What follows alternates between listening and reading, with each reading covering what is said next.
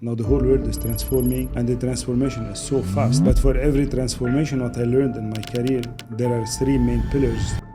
Who has more followers? Is it Bill Gates or it is Microsoft? If your leader is invisible, the culture is invisible. People would know a brand, but you will not be able to attract the top talent if they don't know who you are as a leader. What do you feel when you see the development of AI? AI is changing the whole world. From the first day AI was launched, I fell in love. Earlier in a factory, you have to order the technicians, they come, they travel, the cost is massive. You have the clone, or which is agent AI, that they can come on the field just through the tablet and tell them step by step how to fix the machine. Imagine the cost. I don't care today you say I love this guy or not. What I care about after a few years, you will say, my God, what this guy did for me, this is a leader that I learned from and he changed my career. This is what I care about.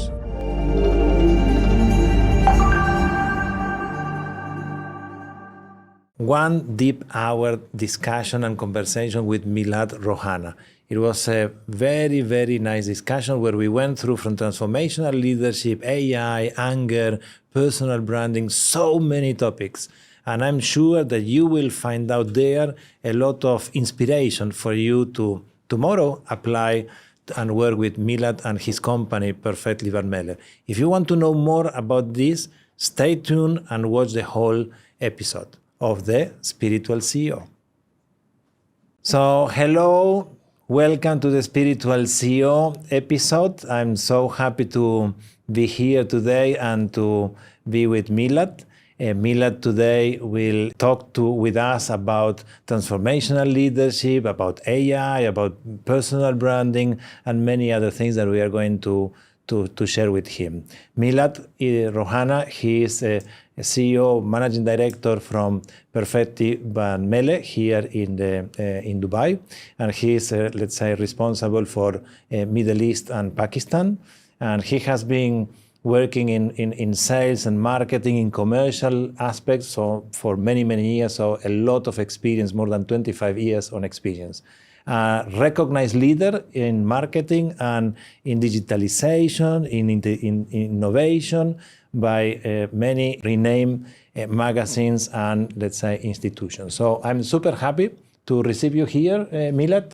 Thank you, Sergio, for the invite. And I felt very excited when you told me about the purpose behind this discussion, that you had lots of experience in your life and you want to share it with the new generation. Yes. And this is why I'm so excited to be here today, because also I'd like to share from the expertise I have with the new generation. This will be really good because maybe during our days we didn't have the chance to have people help us how to build our brand as people and how to grow.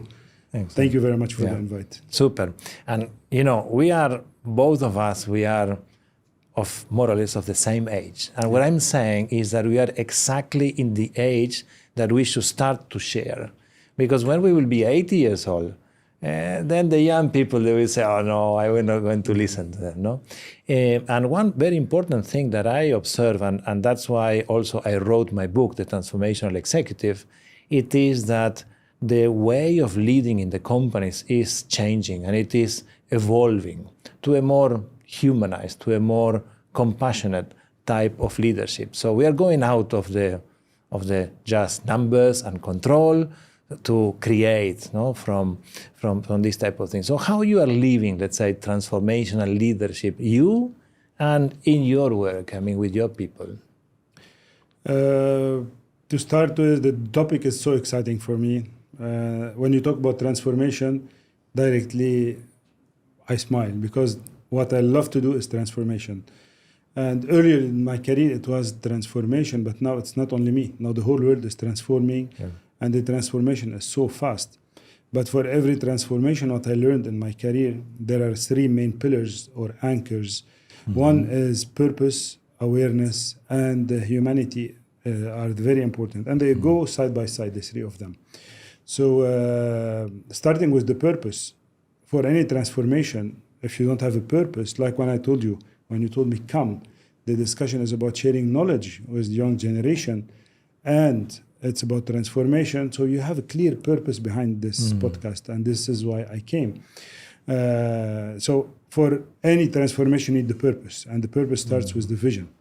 when there's a clear vision, the purpose and the vision working together, they are the core to start for any transformation.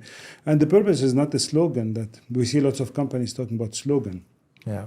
For Perfetti, no. The purpose is from within. And this is why in this company, we're so similar that we believe in doing what is right rather than just doing or selling brands.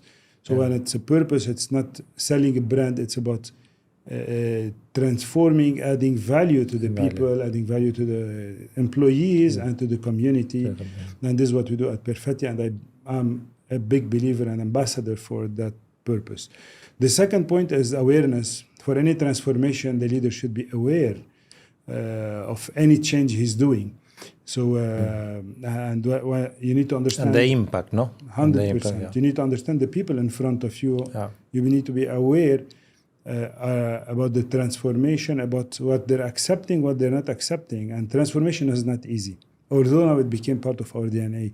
Yeah. And for you, you've been here for a very long time in this region, so you know this region is the region of transformation. Yes. So earlier they used to say, oh, the Middle East, Africa, these markets are difficult, but now the whole world became like us. Yes. And this is an agenda we have, and we have a responsibility to share globally how can we manage the VUCA area, because now the world became VUCA.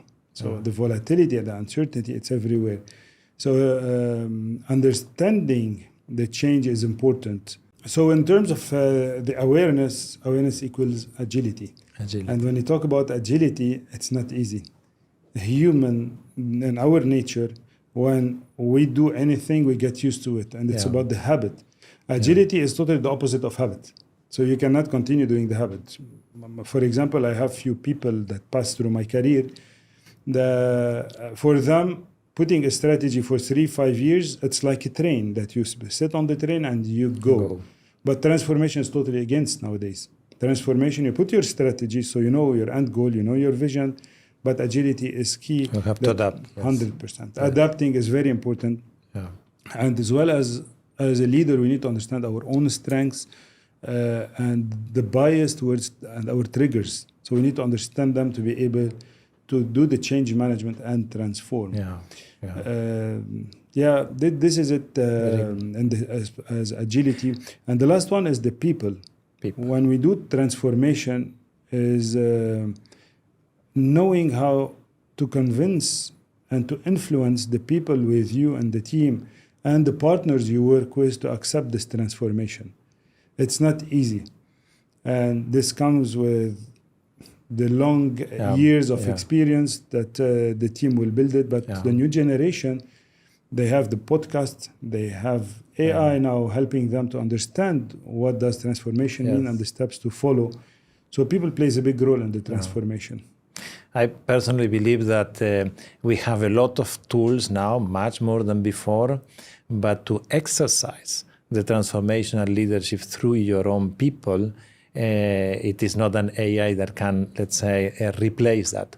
It happens to me recently, visiting one of my customers where I'm working in a particular project, let's say on a strategical project, helping them to develop that one of the managers, he opened up and he started to tell me about his personal issues, his personal problems. He is from Sudan. So he was telling me about the war and very problems, sad problems. And he opened up and he started to cry. First of all, I appreciate actually that he was able to open up that much. And one of the things that he told me is, here no one opens. He told me, because I was opening to talk with him. So for me, the listening, it is a super fundamental thing on the transformational leadership. And there, how do you practice listening, active listening from the heart? How do you do that, Milad? It's being genuine with everything we do. So listening, earlier in my career, I started to say, how can I listen more? How can I learn how to listen? But I found out that the best way to care about the people and to be genuine. To be genuine, yes. This was the key for me to listen, because sometimes what they say is not what they want to say or what's inside of them. So the trigger they have is totally different than what they're saying. Yeah. So it's important to analyze what you're hearing and then take action and then ask further questions to understand the real core issue. Like for you, Sudan, it's hard to live in Sudan. Yeah, very hard. And for their leader, if they're not listening to the pain they have, how can they transform the business? Yeah. So the first thing, they need to listen, understand. So the guy emptied his cup with you. And after emptying the cup, now you can fill it again. Yeah. And I think that we are living in a place where transformational leadership, we see it from the governing family. This is a place where transformational leadership is happening at very high level for the things that you mentioned. There is a vision, there is a lot of listening. The government listen us a lot on every request that we are having. They are trying to accommodate, they are trying to evolve all the time, no? So we are in the right place, I would say, for that. We're lucky to be in the UAE. We are lucky, yes. And under such highly visionary leadership. Yes. Because also we learn a lot from them. Yes. Look what happened to UAE, from a desert to one of the best cities in the world, most safest, latest technologies. We're lucky to be here, and we can learn a lot. We can learn a lot. It is the place to practice. As I'm coming from a lot of years from another countries, and I can tell you, here you can feel transformational leadership happen in every corner. Milad, one other thing that I wanted to ask you, and it is related to corporate brand and personal brand. One of the things that I really that I observe looking at you and your profile and what you're doing, etc., that you have a lot of followers actually in LinkedIn. So you are, let's say, for me, you are working on developing your personal brand while you are in the corporate world. How this works today for you? How do you manage this? The first thing, what I believe in, if your leader is invisible, the culture is invisible. So very important for me in today's world where everything is social media, people would know a brand, but they will not join. You will not be able to attract the top talent if they don't know who you are as a leader. Yes. Because you will not come only work for the brand. You need the culture in the company, and the culture is set by first, yes, the owners, the board, but the leader of the region sets the culture. And to attract best talent, you need to be very visible. And a very important point for me, it's not corporate or personal brand. I never advertise myself as a person. I talk about what our company is doing, what we're doing for the company, how the culture is in Perfetti Van Melle. And frankly, in the last 8 years I've been with Perfetti Van Melle, if I compare how we started, we like to work low profile. We're not a company that we advertise the company name. We advertise our beautiful products. Mentos, we always want people to be fresh. And Chupa Chups you have as Chupa well. Chups. That's a super famous brand. Eh? So we talk about our brands. And as you see, I'm in a podcast, I talk about my brands as well. So it's not about me. It's about the company I represent and the beautiful brands we work with. It helped me a lot after I got exposed on the social media that we're getting employees from top companies in the region. And now when I do any opening... because they're following you, right? Yes, and they hear, not because of me, because I understand the culture we have in Perfetti Van Melle Mia. And they believe that it's a nice culture. When they read our communication, our presence, they got inspired that, I want to join this company. And does the corporate supports you, guides you in some way, or it is your own initiative? How does it work? The beauty about Perfetti Van Melle is that we are an entrepreneurial company. So you have the space to do what you want to do. Nice. And I'm lucky I have the president here also that gives me a lot of support that let's do what is right for the business. So we do the branding for the company as entrepreneurs. So when I communicate as an entrepreneur leading this business in MIA. Yes, we need to be very, very careful nowadays with what to communicate because you don't want to open to public things that you don't want to share. And how are you in the case that one young professional or young talent is coming to apply for a job in your company, and you realize that he has a very strong personal brand already developed. For example, it's an influencer, but is applying for a corporate job. How you will evaluate that? It's a tricky question, and I will give examples of what happened with us lately. First, nothing to do is we don't hire because the person is very well known socially. No. I'm saying it happens. It happens that you find out, wow, this guy was really developing his personal brand already. Yeah. So to start with, I ask my team, the current team, that they have to do their work. We have to perform. We have to deliver. But at the same time, we have to communicate. So I'm the one who come to my team and ask them, did you communicate? You did something good. I want to see it on social media. I want to see it internally on Yammer. I want people to know about what you're doing, because we need to share best practices and experiences as well as learn. And every time I sit with my team, I'm known for it. I tell them, did you try? And if not, go try. Okay. And if you tried, tell me, did it work or not? And get the learning. Okay. So starting from here, if someone comes with a solid background of communication, why not? But I don't like the people, because I had in my career people that were very focused on communicating and sharing who they are and what they're doing versus what... The work. Exactly. And this is I don't like. Okay. I prefer we are here to work, to deliver, to perform, and to communicate what we're doing, but not the opposite. Yeah. Sometimes, one time now, it happened, a person that applied for a job was amazing, but he had a question that he passed all the process from HR to the line manager, the whole process was passed, and then he said, look, but the problem, I need every week 2 days off because I'm an influencer and I have to travel every week and somewhere. So when you think about it, it's a lot every week, 2 days off, and he said deduct the amount. So we preferred not to accept such big the difference between the team, and we said no, we cannot accept the person that needs 2 days off and work only 3 days a week. We had to decline the. But in Perfetti Van Melle, it is okay. I mean, in the sense, if I am a young person and I have my profile, my social media, I'm, let's say, active in social media, etc., it will not harm as a candidate, let's say. Yeah, for sure. We're open. We want the best candidate. Yeah. We would like to attract the best talent in the region. Yeah. This is the most important for us. If they are socially known or not, we don't look at that. It's good for them to communicate and for us to attract further. Yeah. But we don't cherry pick that. Yeah. You know, there is a very interesting things. I mean, who has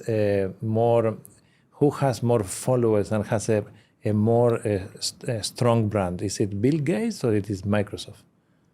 Mm-hmm. And if you go to the statistics, Bill Gates has more followers. So the man, not the person connected to the brand, it really makes a difference, right? It really makes a difference. So but I think... but when you say Microsoft, you say Bill Gates. Here is the owner or the founder. Yes. For us, we are employees. We promote the brand that we work for. Yes. We are leaders that... We represent a brand. It's not only representing ourselves. Yeah.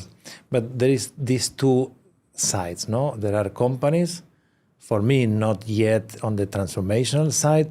No. I don't want people that it is on the social media. Or moreover, they have hundreds of people working and they are not taking the advantage of them to be present, to promote them and their brand.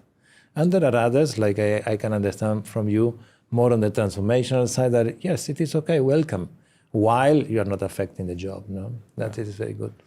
Although Perfetti Van Melle, we are not between the top 5 global companies in the confectionery. We are, but across. But I think we are very advanced in this area. We are a lean organization. We have empowerment versus control. Yeah. Where if I go a decade, people were control freak. If you want to send an email, we used to ask the corporate approval, and any communication you need to take a lot of approvals. Here we have guidelines in Perfetti. The beautiful empowerment we have. You have the guidelines, respect, make sure you don't say anything wrong. That you don't go out of that. Yeah. Very good, very good. And Milad, related to now that we are entering into a little bit more modern things, right?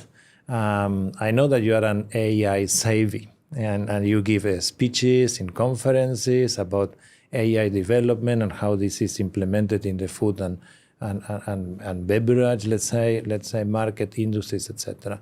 What besides of your knowledge, that I'm sure that you have a lot of knowledge about different AI tools and AI things to do. What do you feel when you see the development of AI? The speed of change today is not just fast, it's exponential. But I love what is happening. And I'm a type of person that love transformation, love change. And AI is changing the whole world. From the first day AI was launched, I fell in love. And I thought this is a game changer. And I endorsed it from day one. And I started to learn more and more. From here, the gut feel, I love it. But the problem, how will we be able to use it properly? How will we be able to make sure we don't go into the negative side of the AI? We want to use it to develop this world, to improve the human life. We don't want to use it to go really negative. I believe that soon we will be seeing more legal focus to drive some guidelines, and regulations. Otherwise, it's very open. But if I think about the positive side, there's a lot of positive. But we need to be ready, because we don't need. I will take the example of that you just gave me. Sorry, I have to highlight it.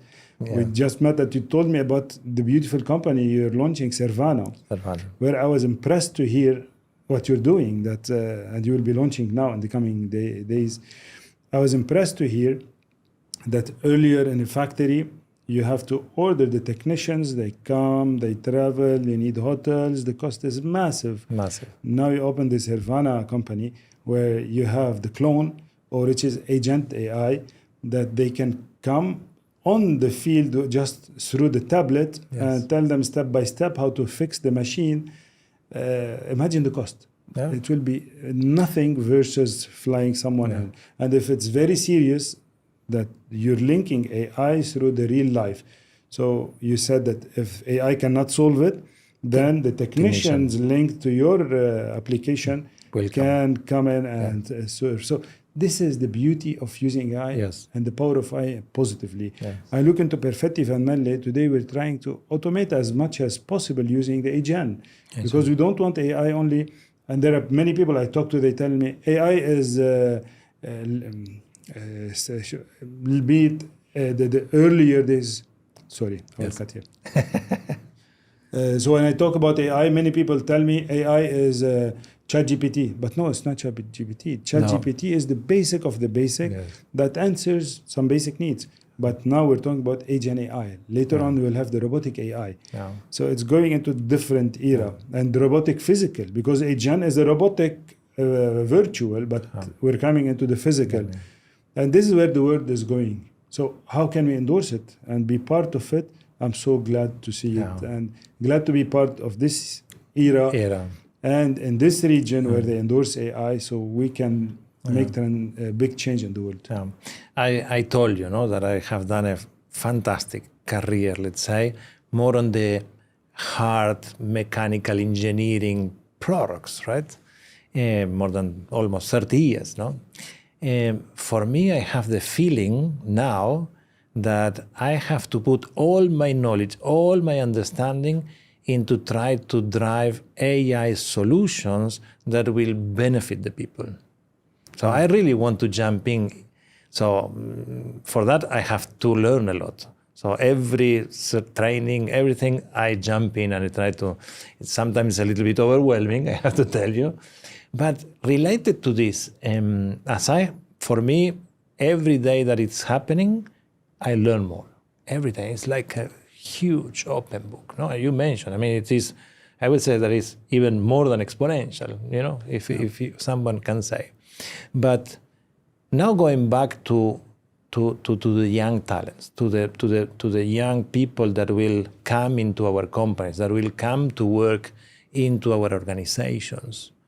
What is the requirement for them? I mean, what we can tell to a young guy that wants to work in Perfetti Van Melle? Go and study and educate yourself in AI tools, in AI applications, or it is something that when they will come to the company, you will teach them how to do? Still, AI is at the beginning. So we still don't have a prerequisite that you need to be AI driven or AI expert. But personally, when the interviewer will reach me, if during the discussion I see that the person has the curiosity to learn more about AI, there's a lot of theoretical. They give you a nice story. But when I zoom in and I ask question and I feel that the person has the curiosity, it's an added value for me, because I don't want people anymore that have the experience. AI will give you the experience. Yes. I want people that have the curiosity to know how to use the tools. Yeah.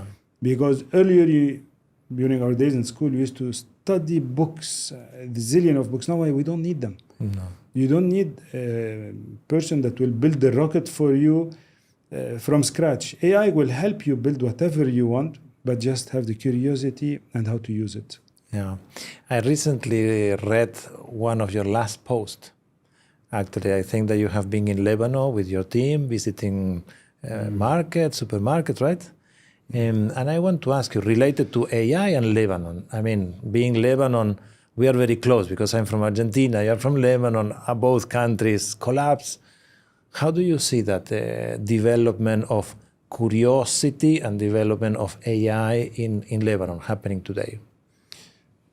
As we're coming from the same VUCA countries, I think we are lucky. Currently, we are lucky as people to come from these countries because we lived it all. So we know that you can have a devaluation by 10,000%. You can have war, you can have boycotts, you can have everything, but you have to survive. So you have to come back. And this helped us be agile and never give up and resilient. So we never give up. Wow. So the world needs people like that now. Wow. And this is the change that is happening. It's not anymore like I always say, my colleagues in few countries that are very stable, it's not fun. When things are very stable, you're doing the same thing again and again. But in a volatile region like where we are, and now the whole world is volatile, I think we can add a lot of value. Going into the question of AI in Lebanon, there are, in countries like Lebanon, like Argentina, many other countries, there are a split of people. There is part that will fall off. And these people, they become very poor, they become obsessed with the negativity, political stuff, or they follow political parties. And these guys, they become type of, I'm sorry to say it, losers. Yes. And there's the other part that thrive during these periods and they consider, nothing can stop me. Let me learn more. Let me develop. I see it in Lebanon, and you have both, like in every country. People have the curiosity and are keen on learning and improving as much as possible. Unfortunately, the economic situation is not good. Like if I compare in UAE, the UAE we have the chance, our kids have the chance here to develop the AI much faster than anywhere in the world. So it's a luck where we are. And Milad, you are a marketing expert, right? And the team that you lead here, you do a lot of marketing, no? So how do you see AI influencing you in helping or influencing positively or negatively in from the marketing perspective? In the marketing, there's a lot of AI to be done. We started very early, 2 years ago, when ChatGPT was launched. So we did a campaign. It was crazy. So we thought we want to lead the way with AI. And it was with our partner from Wavemaker. We were sitting in the airplane, and then I told him, personally, I don't like, as I said, the statu quo. I like change. So I told him, we need to come with something crazy. And this is how the marketing impact is going to be. It was in the airplane, and then he texted his team and told them, let's go crazy. They came with the idea of AI. Let's communicate the Chupa Chups and create the Chupa world of AI. using AI. So we did it. It was crazy. But when we did it, we were proud that we like to try. And this is the beauty of Perfetti Van Melle. Yeah. We are a creative company. We like to innovate. Not only innovate product, innovate communication, innovate what the kids want. So it had big success. It was a successful story. And from there, now we're moving into more and more. So are we all in? No. I would love us to be understanding the flavor using AI, understanding what the consumer needs, scrapping the data globally and coming with insights using AI, then going into the communication. Now we're trying to automate using Agent AI or the social media from creative to story board to the communication. Everything should happen through Agent AI. Yes. So it's a journey. Where we'll end up tomorrow, I don't know, but there's a lot to be done. And then marketing, it's the easiest because AI so far is not very, very safe. So they don't access our data. So we can agree what to share and how to use it. Yes. Don't you think that with these AI agents coming more and more, and this, let's say, possibility of combining AI agents with messages and ChatGPT and let's say, a good planning and programming, let's say, for social media, we will arrive to, I don't know, I have the feeling that we will, let's say, it will be too much social media to a certain point. Don't you think so? That it will be, I don't know how to say it in English, but it will be, let's say, excessive, excessive. So if you observe already the very, very young people, I mean, and you see them in Instagram, the pictures, they pass the pictures like it's a second, So it is so much things coming in, no? So true. And if we want to look at it, let's compare it with when we started having the phone. It used to be the big phone. Yeah. We take the phone. Motorola. Earlier, the big one that you hold, and then you do it. So the evolution was so slow until we reached the Motorola or the Nokia, and from then things moved fast, much faster. Could we imagine that at a point of time we have a phone where it can do everything? Our bank, we do video call, we do phone call, everything on it. I think the social media is going to pass through the same stage. We were happy. First, the idea came up with Facebook, and you see Facebook kept on evolving, then Instagram, and you name it. I think we'll come into an area where we're losing the authenticity. And when you lose it, something else will come. Yes. What will pop, we don't know, because the generation nowadays are very creative. They will come with something that will attract us further. And here comes that, yes, you use AI, it will not kill the whole world. And as the people say, you have layoffs. No. Because we will come with new ideas that people want to see. Similar to when the phone came, when the car came, life didn't stop. On the opposite, it evolved. Or the computer, from writing and doing accounting by hand. Now today we are very advanced. We use the laptop, we use AI. Same for the social media, but when, we don't know. Hopefully not very late, because another point that we're seeing addiction on social media, and hopefully one day we'll have a bit of more control and regulation towards the social media, that especially when it comes to different age groups, they will use it to benefit rather than using it just to check stuff that are useless. And it is interesting because I like very much what you have said, let's say, because are all, let's say, skills of an entrepreneur, skills of a transformational leader. When you're talking about curiosity, we are talking about try and, we might fail, so try and error, all very positive things for entrepreneurs. But either in the entrepreneurship or either in the corporate world, we are also suffering sometimes. We also have moments of suffering. And one moment of suffering that I like to identify, and I told you, in my role as an advisor for some CEOs, I help them to find out where are areas of suffering, like, for example, where is anger happening. And anger, it is an element that can generate a lot of stress, different type of stress. But when you are angry, you don't feel well, no?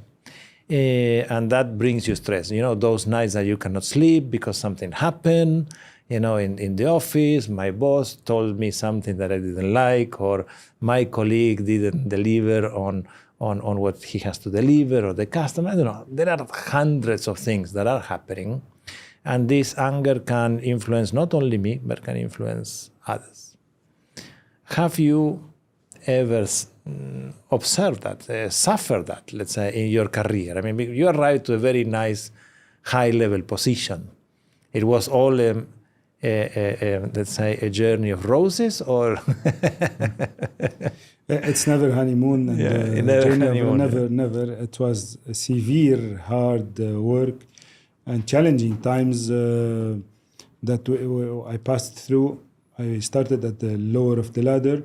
And to your point, anger was there. And with time, I learned how to manage my anger as well as to empathize with the people in front of me, because I still believe that we're not on a honeymoon at work. Yeah. So I don't want people to be always happy, enjoying life. No, he's a great leader.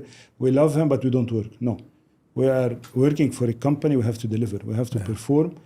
But how to get this balance, get the best out of people, as well as without having them be full of anger.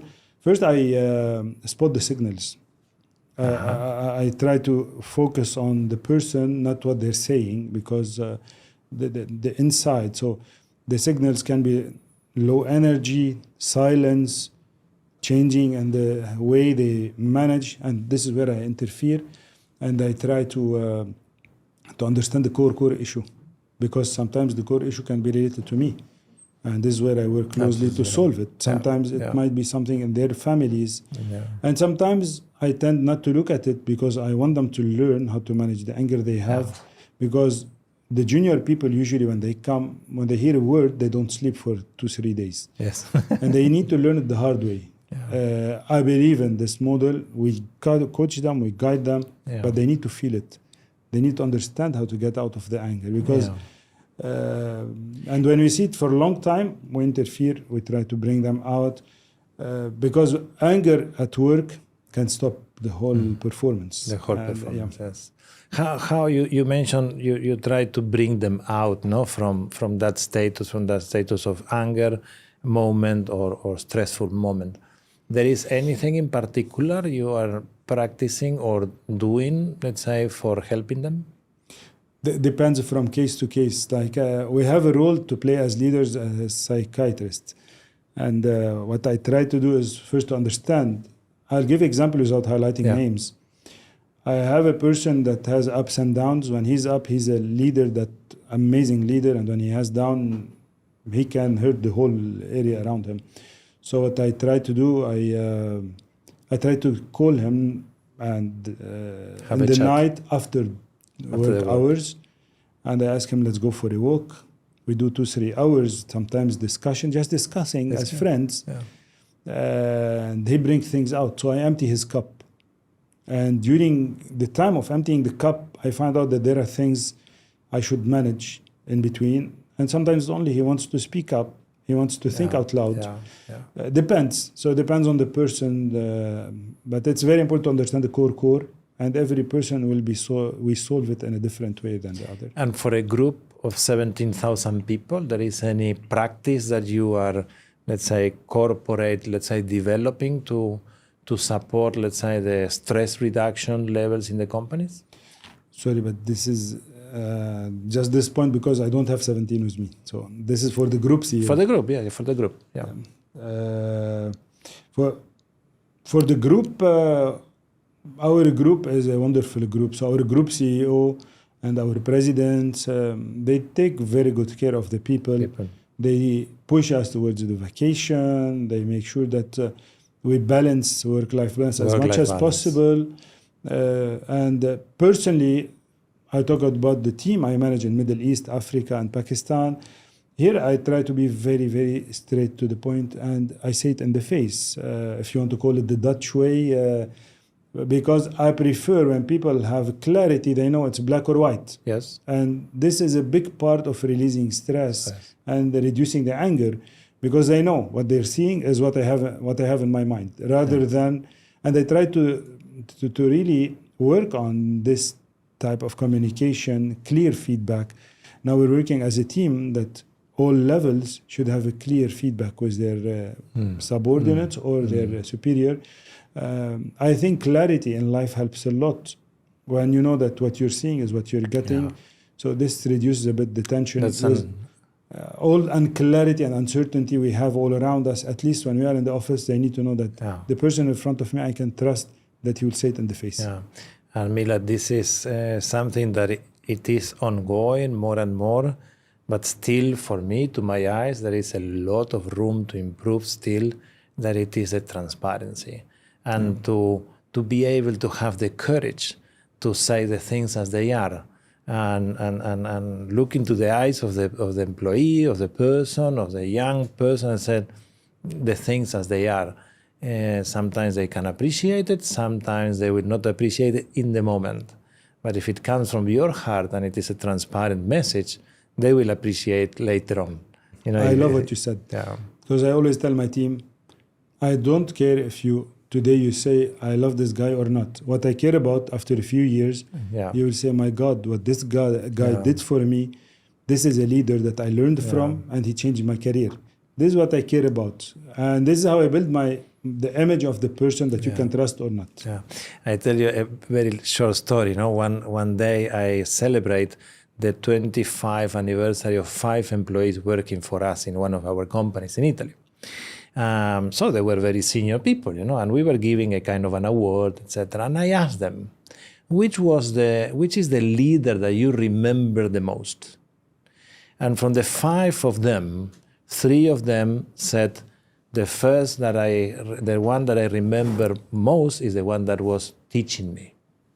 And the other 2, they said the leaders that I remember the most was, even if I didn't like what he was saying at that moment, but he was super transparent.